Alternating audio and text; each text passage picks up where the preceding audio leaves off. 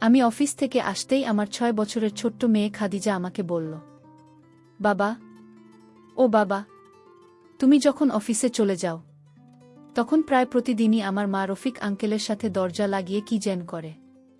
আমি আমার রুমে যেতে চাইলে আমাকে বের করে দেয়। ও বাবা, এই রুমে মা আর রফিক আঙ্কেল দরজা লাগিয়ে কি করে? ৬ বছরের ছোট্ট মেয়ে খাদিজার মুখ থেকে এরকম কথা শুনে আমার হৃদয়টা ক্ষত বিক্ষত হয়ে গেল। মনে মনে ভাবলাম, আমার মেয়ে কি সত্যি কথাই বলছে?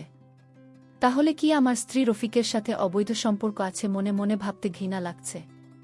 তারপর ভাবলাম, আমার মেয়ের কথা সত্য না মিথ্যা তা যাচাই করার জন্য আমি একদিন অফিস থেকে খুব তাড়াতাড়ি বাসায় চলে আসলাম। কাউকে কিছু না বলে বাসায় চলে আসি। বাসাতেই আসার পর যখন আমি রুমের দরজা খুলে ঢুকব, ঢোকার আগে দরজার পাশ থেকে এক অদ্ভুত ধরনের আওয়াজ শুনতে পেলাম। আমার আর বোঝার বাকি রইল না। আমার স্ত্রীর এই নোংরা অবস্থা দেখে মনের মধ্যে একটা জিতেছিল। তারপর আমার স্ত্রীকে শিক্ষা দিতে আমি যা করেছিলাম তা শুনে বন্ধুরা তোমাদের আত্মা কেঁপে উঠবে। বন্ধুরা, গল্পটি অনেক ইন্টারেস্টিং। আশা করি তোমরা পুরো গল্পটা খুব মনোযোগ সহকারে শুনবে। তবে গল্পটি শোনার পূর্বে তোমাদের নিকট আমার ছোট্ট একটি অনুরোধ, তোমরা দয়া করে আমার চ্যানেলটি সাবস্ক্রাইব করে আমাকে সাপোর্ট করবে। হ্যালো বন্ধুরা, আমি খুশি। আজকে আমি তোমাদেরকে বলব আমার নিজের জীবনের একটা সত্য গল্প, যেখানে আমার স্ত্রী আমার এক বন্ধুর সাথে পরকীয়ায় জড়িয়ে পড়েছিল, যার ফলে আমার জীবনটা হয়ে উঠেছিল অতিষ্ঠ। খুব কষ্টে, মানসিক যন্ত্রণায় কেটেছে আমার দিন। একদিন আমি অফিস থেকে ফেরার পর আমার ছোট্ট মেয়ে খাদিজা, মাত্র ৬ বছর বয়স, সে আমাকে বলল, জানো বাবা, তুমি যখন অফিসে থাকো তখন মা আর রফিক আঙ্কেল দরজা বন্ধ করে কি যেন করে। আজকে যখন স্কুল থেকে এসে রুমের দরজা ধাক্কা দিয়ে তখন দেখি মায়ের শরীরে কাপড় নেই, আর আঙ্কেল তারও নেই। আচ্ছা বাবা, দরজা বন্ধ করে কাপড় চোপড় ছেলে মা আর রফিক আঙ্কেল কি করে, যার কারণে আমাকে রুমে যেতে দেয় না? বলো না বাবা। আমার ৬ বছরের মেয়ে খাদিজার মুখ থেকে এমন কথা শুনে আমার মনে হলো আমার পায়ের নিচ থেকে মাটি সরে যাচ্ছে। খাদিজার কথা শুনে আমার শরীর থরথর করে কাঁপছে। বুকের ভিতরটা অচেনা ব্যথায় কুঁকড়ে যাচ্ছে। খাদিজার প্রশ্নের কোনো উত্তর আমার জানা নেই। বাবা হয়ে মেয়েকে তার মায়ের অবৈধ সম্পর্কের কথা কেমনে বলি? যে জ্যোৎস্নাকে ৭ বছর ভালোবেসে বিয়ে করলাম, সে জ্যোৎস্না আমার সাথে এভাবে প্রতারণা করতে পারো? চোখের কার্নিশ বেয়ে এক ফোঁটা অস্ত্র মাটিতে পড়ে গেলে টপ করে। আমার কান্না দেখে আমার ছোট মেয়ে খাদিজা বলল, বাবা তুমি কাঁদছ কেন? কেঁদো না বাবা। ও বাবা, আমি কি তোমাকে কষ্ট দিয়েছি? আচ্ছা বাবা, আমি আর তোমার কাছ থেকে এসব কিছু জানতে চাইব না। আচ্ছা বাবা, তুমি মাকে কথা বলো না কেমন? আচ্ছা ঠিক আছে, তুমি বাহিরের কাউকে বলো না কেমন? বাবা আমাকে কোলে নেবে? আমার না খুব কষ্ট হচ্ছে। খাদিজাকে কোলে নিতে দেখতে পেলাম ৫ আঙুলের দাগ খাদিজার গালে বসে আছে। খাদিজার গালে চরের দাগ দেখে মনে হচ্ছে দাগটা আমার কলিজায় দেখা যাচ্ছে। মন চাইছে জ্যোৎস্নাকে কেটে টুকরো টুকরো করে ফেলি। খাদিজা কোলে চড়ে আমার চোখের পানি মুছে দিয়ে আর আমাকে বলল, আমার লক্ষ্মী বাবা, আমাকে কখনো ছেড়ে যাবে না তো? আমি খাদিজাকে জড়িয়ে ধরে নিয়ে বললাম, মারে, মা হারিয়ে মা পেয়েছি, তোকে ছেড়ে যাব কেমনে? বাবা মাকে বকা দিও না, মাকে তুমি ভালো বানিয়ে ফেলো। আমি তোমাকে যতটা ভালোবাসি মাকেও ততটাই ভালোবাসি। মাকে ছাড়া আমি বাঁচব না। আমি মেয়ের কথা শুনে মাথা নাড়িয়ে হ্যাঁ সূচক জবাব দিলাম। এদিকে অসময়ে জ্যোৎস্না শাওয়ার নিয়ে বের হলেই আমি বললাম, এই সময় শাওয়ার নিলে তখন জ্যোৎস্না উত্তরে বলল, আর বলো না, খুব গরম লাগছিল তাই সার নিয়ে আসলাম। আমি বললাম, মানে কি? এই শীতের দিনেও তোমার গরম লাগে? জ্যোৎস্না কিছু বলল না, অপরাধীর মতো মাথা নিচু করে ফেল। বুঝতে আর বাকি রইল না, এই জ্যোৎস্না আমার আগের জ্যোৎস্না নয়। রাতের বেলা শুয়ে আছি, জ্যোৎস্না মাথার চুল আঁচড়াচ্ছে, জানালা দিয়ে চাঁদের আলো জ্যোৎস্না ঠিক মুখটাতে এসে পড়ছে। খুব সুন্দর লাগছে জ্যোৎস্নাকে, মনে হচ্ছে অষ্টাদশী কোনো যুবতী তার চুলগুলো মিলে দিয়েছি। এত সুন্দর মানুষ হয় কিভাবে? হঠাৎ খাদিজার কথাগুলো মনে পড়ে গেল। আমি মাথা ঘুরিয়ে শুয়ে পড়লাম। কিছুক্ষণ পর কারো হাতে ছোঁয়া পেলাম, কিন্তু এই চলে আজ কোনো ভালোবাসা খুঁজে পাচ্ছি না। হাতটা সরিয়ে দিলাম। জ্যোৎস্না আবারও হাত দিল। আমি আবারও হাতটা সরিয়ে দিলাম। এবার জ্যোৎস্না আমাকে টান দিয়ে তার এখানে নিয়ে বলল, আমি কি বুড়ো হয়ে গেছি, আমাকে তোমার ভাল লাগে না? বারবার হাতটা সরিয়ে দিচ্ছে কেন, একটু নাও না। প্রথম যেদিন শক্ত করে ধরেছিলেন সেদিনের মতন আমি জোছনা থেকে নিজেকে ছাড়িয়ে নিয়ে বললাম, মাথাটা কেমন জেন করছে, আমাকে একা থাকতে দাও। কি বলছো এসব, আগে বলবে তো, দাও তোমার মাথা আমার এখানে দাও, আমি আমার উপরে নিয়ে তোমার মাথায় হাত বুলিয়ে দিই। জোছনা প্লিজ ডিস্টার্ব করো না, সত্যি বলছি, আমার ভাল লাগছে না। হুম, বলতে পারো না আমাকে ভালো লাগে না? আমার কি স্বাদ আহ্লাদ কিছুই নেই, আমি তোমার কাছে ব্যবহার করা টিস্যু হয়ে গেছি। কিন্তু রফিক ভাইয়া কি বলে জানো আমাকে, আমাকে দেখলে নাকি মনে হয় না আমার বিয়ে হয়েছে। রফিক ভাই আরও বলে, আমাকে দেখতে নাকি 16-17 বছরের যুবতীদের মতো দেখা যায়। আমি বললাম, তাই বুঝি, তাহলে যাও তাকে বলো তোমাকে বিয়ে করতে। জোছনা কিছু না বলে উঠে চলে গেল। আমিও পাশ ফিরে শুয়ে আছি। কিছুক্ষণ পর টের পেলাম কেউ বিছানায় ফিকফিকিয়ে কাছে আর বলছে, আমি কি এমন করে ফেলেছি যার জন্য তুমি আমাকে এত কঠিন কঠিন কথা বলছে? অন্যজনের সাথে বিয়ে বসে যাইতাম, তুমি আমাকে এত কঠিন কথা কিভাবে বললে? সেসব ভাবতেও কষ্ট লাগে। জ্যোৎস্নার এরকম নাটক শুনে আমার বুকের ভিতরটা ফেটে যাচ্ছে, হৃদয়ে রক্তক্ষরণ হচ্ছে। যে জোছনা আমি রাগ করব ভেবে ক্যাম্পাসে কোনো ছেলের সাথে কথা বলতো না, আজ সেই জ্যোৎস্না মেয়ে রেখে অবাধ মেলামেশা করছে। আর এখন আমার কাছে সতীসাধ্যী সাহায্যে এসব ভাবতে ভাবতে কখন যে ঘুমিয়ে গেছি খেয়ালই নেই। সকালে ঘুম ভাঙতে দেখি আমি জ্যোৎস্নার একেবারে কাছে, আমার মাথাটা জোছনা তার উপরে। আমি জ্যোৎস্নাকে সরাতে চেয়ে পারছি না, জ্যোৎস্নার হাতটা সরাতে চেয়ে বুঝতে পারলাম জ্যোৎস্না জেগে আছে। আস্তে আস্তে জোছনা নিঃশ্বাস ভারী হয়ে আসছে, আমি যেন অচেনা কোনো মোহে আবদ্ধ হয়ে যাচ্ছি। একবার চেষ্টা করেও নিজেকে ছাড়াতে পারছি না। সেই সময় খাদিজার কথাগুলো মনে পড়ে গেল। জ্যোৎস্নাকে ধাক্কা দিয়ে সরিয়ে দিলাম। জোছনা এমনটা আমার কাছে হয়তো কখনো আশা করেনি। জোছনা বিছানা থেকে উঠে ব্যালকনিতে গিয়ে দাঁড়াল। জোছনা চোখের পানি টপটপ করে পড়ছে। রাতে কাজল দিয়েছিল, সেই কাজও যেন চোখের পানিতে জীবন্ত হয়ে উঠেছে। জোছনার কান্না আমার চোখে জল আনা। বিয়ের পর জোছনাকে এই নিয়ে 4 বার দেখেছিলাম বাসর রাতে আমাকে ধরে কাঁদতে। তারপর দেখেছিলাম খাদিজা যেদিন জ্যোৎস্নার পেটে আসি, তারপর খাদিজা যখন আমাদের ঘর আলোকিত করে এই পৃথিবীতে আসলো। আর আজকে সেদিনের চোখের পানির সাথে আজকের চোখের পানি আর কোনোভাবেই মিলছে না।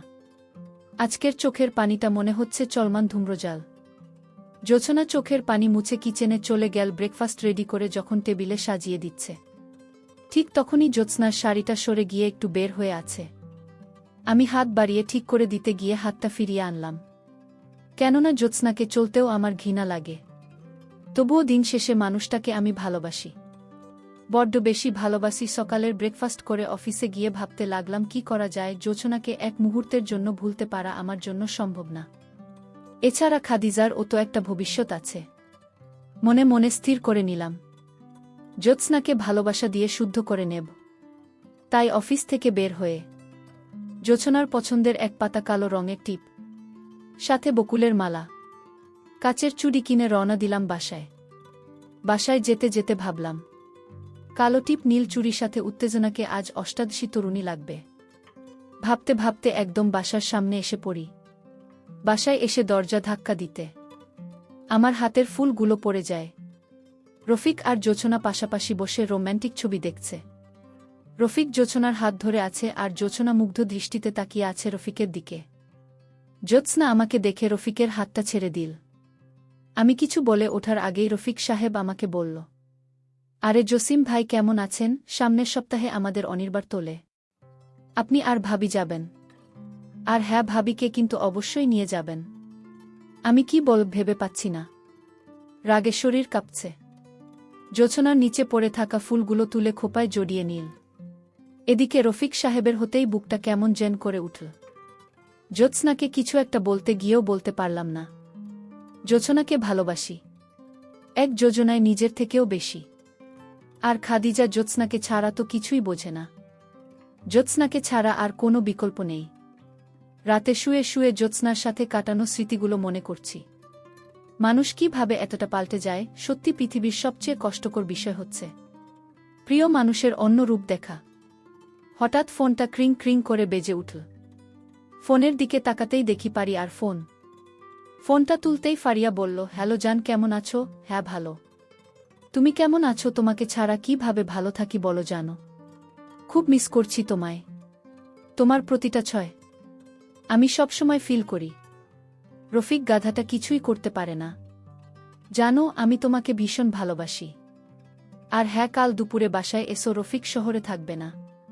রানীর জন্মদিনের গিফট কিনতে যাবে। আচ্ছা এই শোনো না, একটু মজা দেও আমায়, কাল মন ভরে আদর করব। ফোনটা কেটে পিছনে তাকিয়ে দেখি জোছনা দাঁড়িয়ে আছে। জোছনার চোখের কার্নিশ বেয়ে জল পড়বে পড়বে ভাব। নীরবতা ভেঙে আমিই বললাম, কিছু বলবে? তুমি তো ডিনার করেনি। অফিস থেকে আসার পর থেকেই দেখছি যে তোমার মন খারাপ। খাবে না? খাদিজা খেয়েছে। হুম, ওকে খাইয়ে ঘুম পাড়িয়ে দিয়েছি। আচ্ছা তুমি শুয়ে পড়ো, আমি খেয়ে নিচ্ছি। জোছনা কিছু না বলেই শুয়ে পড়ল। টেবিলে গিয়ে বসতে দেখি 2 প্লেটে খাবার দেওয়া, বুঝতে আর বাকি রইল না যে জ্যোৎস্না খাইনি। আমি খাবারটা শেষ করে বিছানায় গা এলিয়ে দিলাম। বিছানায় শোয়ার কিছুক্ষণ পর বুঝতে পারলাম জ্যোৎস্না চাপা কান্না করছে। মন চাইছে জ্যোৎস্নার চোখের জলটা মুছে দিয়ে টেনে নিয়ে, কিন্তু শফিক সাহেবের কথা মনে পড়তেই বুকটা দুমড়ে মুচড়ে গেল। সকালবেলা ঘুম ভাঙতেই দেখি জোছনা আমার উপরে। একদম মাসুম বাচ্চার মতো লাগছে। মন চাইছে ভাঁজহীন কপালটাতে ভালোবাসার ছোঁয়া এঁকে দিই, কিন্তু না পারলাম না। খাদিজার কথাগুলো মনে হতেই কেমন যেন ঘৃণা এসে গেল। জ্যোৎস্নাকে আমার উপর থেকে সরিয়ে ফ্রেশ হয়ে অফিসে চলে গেলাম। দুপুর বেলায় আবারও ফারিয়ার ফোন। ফারিয়ার ফোন পেয়ে তাড়াহুড়ো করে তার বাসায় চলে যায়। বাসায় গিয়ে দেখি ফারিয়া রনিকে কোলে নিয়ে টিভি দেখছে। আমাকে দেখেই ফারিয়া রনিকে টিভি দেখতে বলে। সে উঠে পড়ল। ফারিয়ার ছেলে রনি তার মাকে বলল, মা তুমি কোথায় যাচ্ছ? চলো না আমরা একসাথে টম অ্যান্ড জেরি দেখি। আচ্ছা বাবা, তুমি দেখো, আমি অন্যদিন দেখব। ফারিয়ার রুমে গিয়ে বসতেই ফারিয়া দরজাটা লাগিয়ে দিতে চাই। আমি না করলাম, কারণ আজ তরুণীর বাবা আসার ভয় নেই। ফারিয়া মৃদু হাসল। নীল রঙের শাড়িতে ফারিয়াকে অপূর্ব লাগছে। ফারিয়া আমার কাছে এসে বসল। ফারিয়া আমার ঠিক ততটাই কাছে এসে বসল যতটা কাছের আসলে নিঃশ্বাসের শব্দ শোনা যায়। তারপর ফারিয়াকে নিয়ে হারিয়ে গেলাম অন্য এক জগতে। হঠাৎ বিছানায় থাকা মোবাইলটা ক্রিং ক্রিং বাজতে লাগল। মোবাইল ধরতেই ওপাশ থেকে কেউ একজন মায়া ভরা কণ্ঠে বলল, খেয়েছ তুমি? হুম খেয়েছি, তুমি খেয়ে নিও। এমন সময় রনি মামা করে দৌড়ে এসে দরজাটা খুলে ফেলে। এদিকে ফারিয়া আমাকে ধরে রয়েছে। ফারিয়ার অনেকে এভাবে ঢুকতে দেখে গালে চড় বসিয়ে দেয়। তোমাকে না বলেছি টিভি দেখতে? এখানে এসেছ কেন? ছোট্ট রনি কান্নামাখা ভয়ার্ত দৃষ্টিতে বলল। মম, তুমি তো দুপুরে খাওনি, এসো তোমাকে খাইয়ে দিই। ছোট্ট ছেলেটার কথা শুনে বাকরুদ্ধ হয়ে গেলাম। খাদিজার কথা বারবার মনে পড়ছে। ঠিক এমনটাই হয়তো খাদিজার সাথে ঘটেছিল। সত্যি প্রকৃতির বিচার বড় নিষ্ঠুর। আমি ফারিয়াকে কিছু না বলে রুম থেকে বের হয়ে আসলাম। বাসায় এসে দেখি জোছনা কার সাথে যেন ফোনে কথা বলছে। আমি জ্যোৎস্নার পিছনে গিয়ে দাঁড়ালাম আর শুনতে পেলাম, জানো রফিক, তোমাকে অনেক মিস করছি।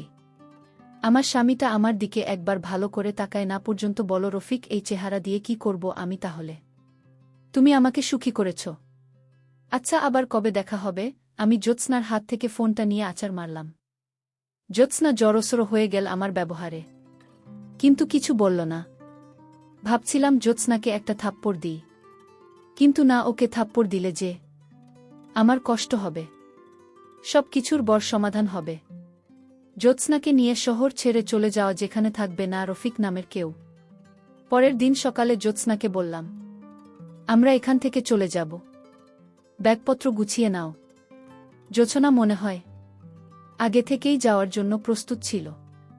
ঢাকা ছেড়ে আসার সময় ফারিয়াকে একটা মেসেজ দিলাম, প্রিয় ফারিয়া, পৃথিবীতে কোনো স্বামী যেমন তার স্ত্রীর ভাগ কাউকে দিতে চায়, স্ত্রীও চাই না। আমাকে ক্ষমা করে দিও। আমাদের এই দৈহিক আনন্দ আমাদের বাচ্চাদের উপর প্রভাব ফেলবে।